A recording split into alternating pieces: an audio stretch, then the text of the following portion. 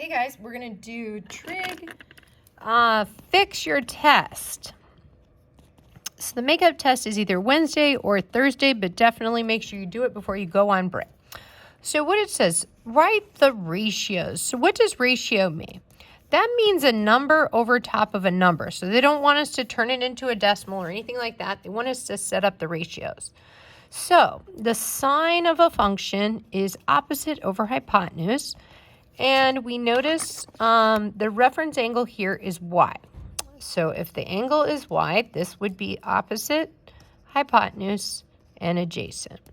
So the opposite is 3, and the hypotenuse is the square root of 34. If you leave your answer like that, you only get half credit because we're not allowed to leave our answer like that.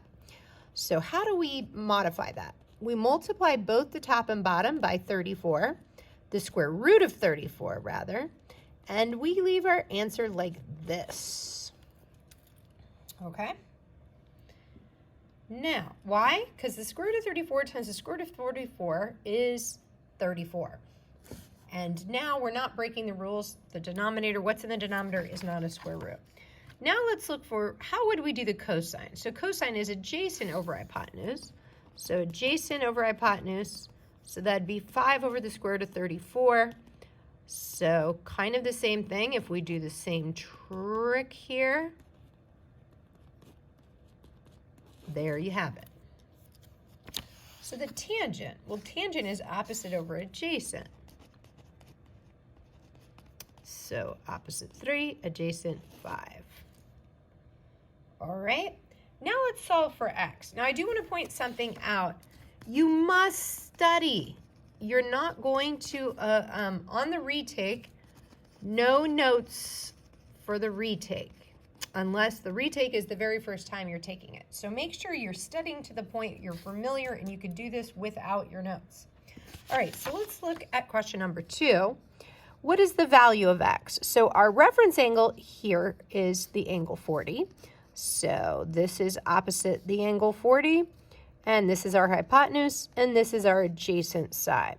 So we notice I know nothing about hypotenuse. So if I think about sine of 40 would be opposite over hypotenuse. Cosine of 40 would be adjacent over hypotenuse. Neither of those are good because I don't have anything to plug in. So you should pick the tangent of 40. And the tangent of 40 is opposite over adjacent, so 6 over x. Now, if we swap spots here, we notice x is by itself on one side, and so now we can solve for our answer here.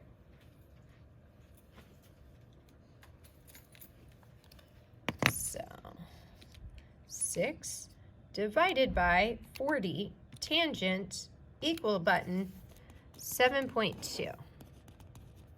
Cool. Okay, now let's do 3. We have one triangle that's 40, that's our reference angle. This side is W, the opposite side, and the hypotenuse is labeled 28. So you might be thinking, oh, cool, I'm going to use sine function because the sine is opposite over hypotenuse. So the sine of 40 is opposite over hypotenuse, and my opposite is W, and my hypotenuse is 28. So swapping doesn't help. But if I move the 28 up, that would work just fine. You could also think of it as multiplying by 28 on both sides. So if I multiply them on 28 on both sides, I get W by itself. So W is 28 times the sine of 40. 28 times 40 sine equals sine. I get, it says round to the nearest tenth, so I get 18.0. 18.0. Now, can I continue? Absolutely. This is 18.0, and I'm going to keep it in my calculator, right? 18.0. And now I have a different triangle. This triangle, the 18.0 is opposite of my angle x, and this is the hypotenuse, 36. So I'm going to use sine again. The sine of angle x is opposite over hypotenuse. Opposite is 18.0, and the hypotenuse is 36. And technically, the opposite side is this big ugly decimal, right? So big ugly decimal, divide by 36. That's what I'm finding the inverse sine of. So what does this look like? We write the inverse sine. X is equal to the inverse sine of this ratio. Okay, so that's the measure of X. So that's my ratio, and then I hit second sine. There it is. So that is 29.9. It says round to the nearest degree. So that would round up to exactly 30 degrees.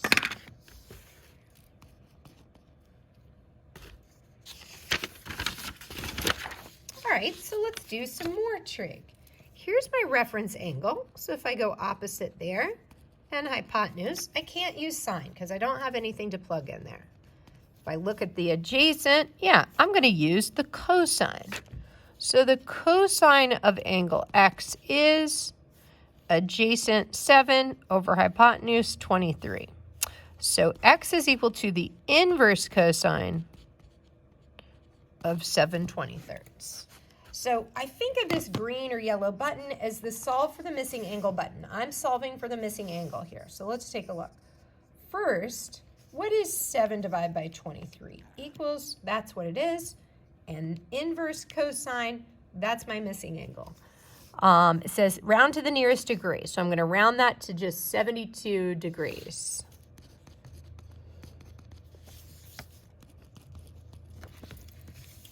All right, now here I'm solving for a missing side. Okay, so if my reference angle is 22, that's opposite, hypotenuse, adjacent. So I have opposite and nothing and adjacent, nothing. So I'm going to have to use tangent. So the tangent of 22 is opposite over adjacent. So swapping is going to help here, right? So let's type this in. 29 divided by 22 tangent equals, ooh, that's weird. Same answer, 72 degrees. Says round to the nearest meter. Oh, I'm not solving for a missing angle. I'm solving for this 72 meters. Okay, 72 meters. All right, next one. Here's my reference angle. That's opposite, and this is hypotenuse. So I'm going to use sine.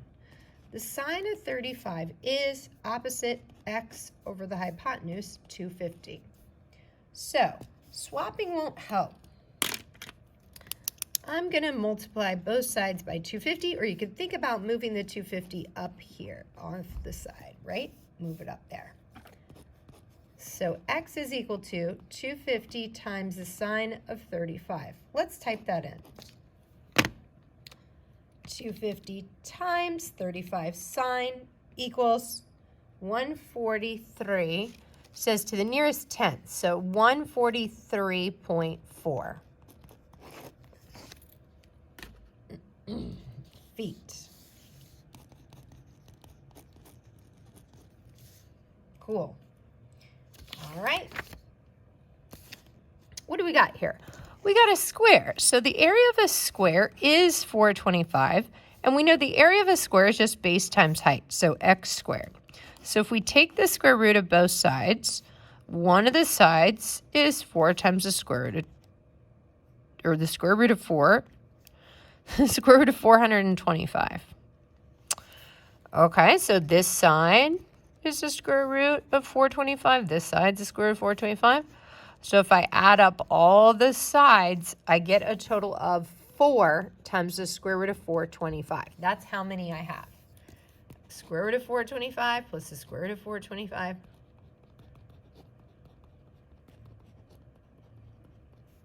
I have 4 square roots of 425. That's my perimeter. What is my diagonal? Okay, so let's take a look. This side would be the square root of 425. This side would be the square root of 425. So if we follow this pattern, whatever this side is, the legs are equal. We got both legs equal, right? But the hypotenuse is equal to the leg times the square root of 2. So this is a leg. So the hypotenuse is equal to whatever the leg is times the square root of 2. So instead of leaving my answer like that, though, 425 times 2, you can multiply underneath the radical. So this would be the same thing as saying the square root of 850. Okay, next one. Oh, this is cool. We have an equilateral triangle somebody chopped in half with an altitude. So that means this was 14, 14, 14. So now this one's 7. So the formula goes, the short leg is half the hypotenuse, right? Or we could say the hypotenuse is 2 times the short leg. So we see that, yep, 2 times the short leg, 2 times 7 is 14. Now, how do we find the long leg? The long leg is whatever the short leg is times the square root of 3.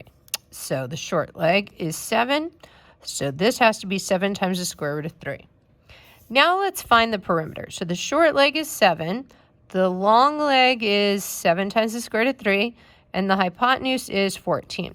So adding all these up, we'll notice we would never leave our answer 7 plus 14. So you should combine those terms. 7 plus 14 is 21.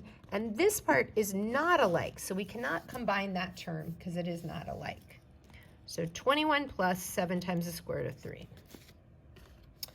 All right, let's answer number 9. It says the conveyor belt goes up. Use special triangles or sine, cosine, tangent. So we could use sine, cosine, tangent. This is opposite. This is hypotenuse, right? So the sine of 60 is 18 over x. So either one will work, right? We can swap places.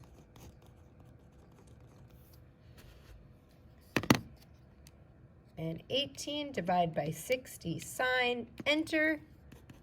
I get, says round to the nearest foot, so 21 feet.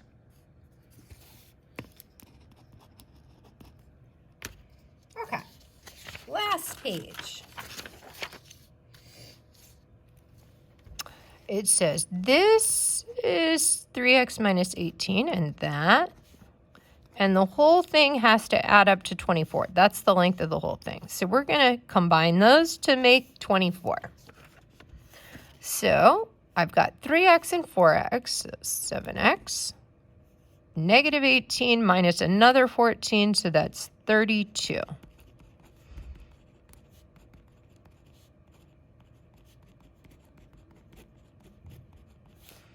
So x here is 8.